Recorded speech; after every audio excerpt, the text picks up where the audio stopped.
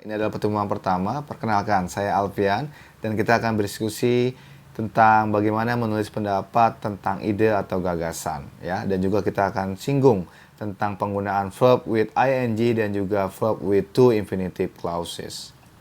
Dalam menulis pendapat tentang ide atau gagasan, yang harus kita perhatikan adalah bagaimana organisasi paragrafnya dan juga ciri kebahasaan yang ada di dalamnya. Kalian bisa lihat dari contoh paragraf ini, ya. Kalau kita perhatikan dari judulnya adalah Parents or other adult relatives should make important decisions for their 13 to 19-year-old teenage children. Jadi, di bagian pertama harus kita tampilkan stance atau state your position of the problem in paragraph 1. Nah, ini ada contohnya. I have to agree with. Nah, ini adalah contohnya. Jadi, sudah harus clear.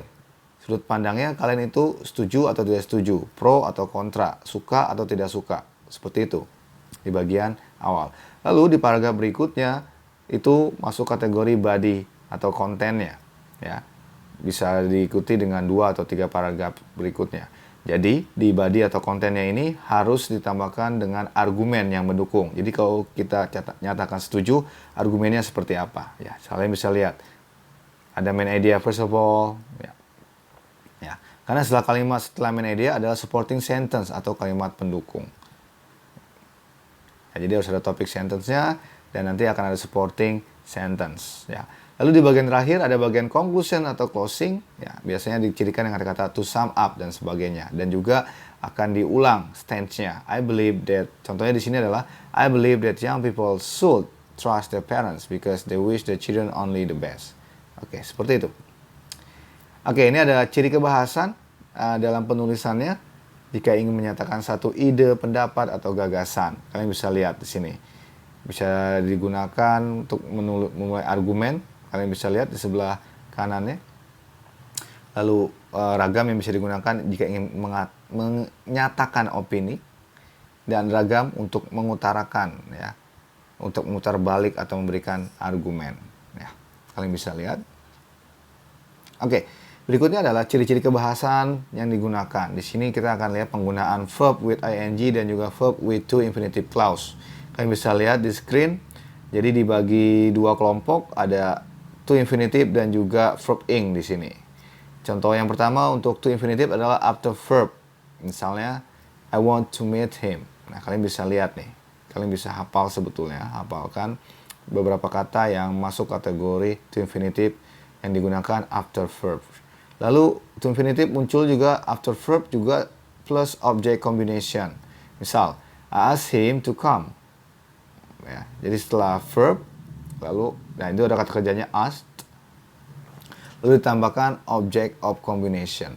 Nah, ini verbnya I ask dan juga ada object of combinationnya him. Lalu after adjective, kata sifat ya, yang menyatakan perasaan atau bentuk, misal contohnya probability ya di sini. Jadi ada feeling dan juga ada probability.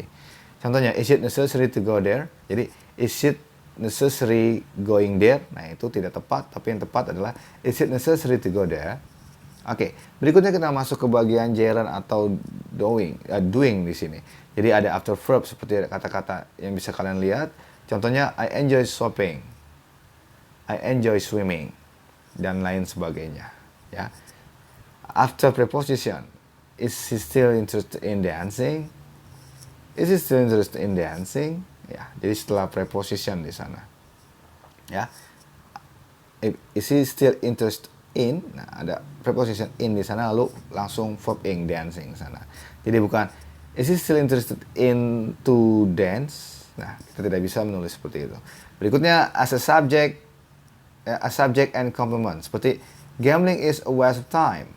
What really gets on my nerves is singing out. Nah, jadi setelah gambling is, ya, jadi sebagai as a subject, gambling di sana. Oke, swimming is my hobby, can be juga.